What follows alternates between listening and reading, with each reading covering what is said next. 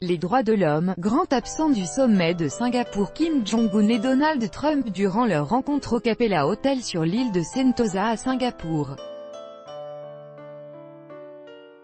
Anthony Wallace, pool via Reuters. Malgré l'offensive de charme sans précédent de Kim Jong-un à Singapour, les défenseurs des droits de l'homme rappellent que la Corée du Nord est une prison à ciel ouvert.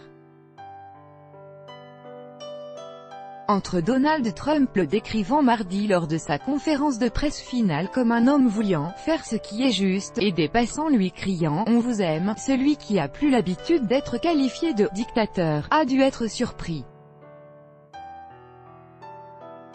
Kim Jong-un a lui-même multiplié les tentatives inhabituelles d'apparaître sympathique, notamment avec un selfie tout sourire avec le chef de la diplomatie singapourienne. Certains disent que Kim est « charmant » ou « plus sympathique que prévu », mais il ne devrait pas se laisser tromper par le sourire de Kim lors de ce show politique, a réagi mardi Choi Young-in, un transfuge nord-coréen installé aujourd'hui à Séoul. Il appelle la communauté internationale à ne pas occulter « le côté sombre derrière le reality show diplomatique ». J'avais vraiment espoir que Trump soulève la question des droits de l'homme pendant sa rencontre avec Kim, a-t-il dit, évoquant le sort des pauvres Nord-Coréens qui croupissent en prison. Donald Trump a assuré avoir parlé de droits de l'homme avec Kim Jong-un. Mais il a ignoré la question d'un journaliste sur le sort d'Otto Warmbier, un étudiant américain mort après avoir passé plus d'1 an en détention en Corée du Nord. La famille Kim dirige la Corée du Nord d'une main de fer depuis 3 générations.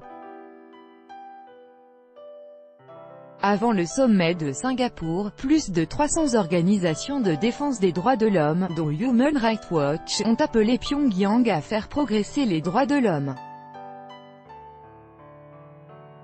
Déni quasi total des droits de l'homme en Corée du Nord. Selon Amnesty dans son rapport annuel sur les droits de l'homme dans le monde pour 2017, le département d'État américain a accusé en avril la Corée du Nord de toute une série de violations approuvées par le gouvernement, des homicides extrajudiciaires aux actes de torture, en passant par la répression des dissidents et les enlèvements à l'étranger.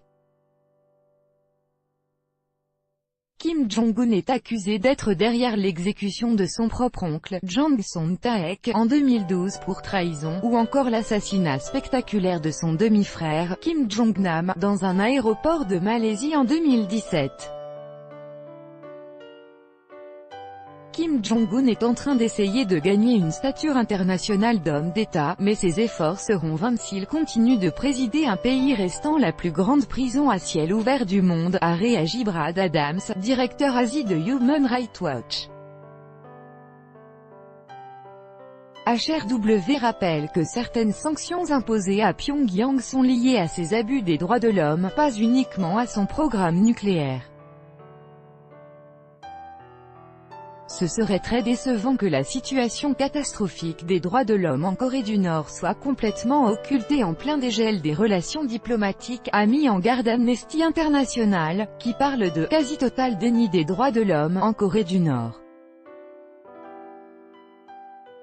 Avec AFP.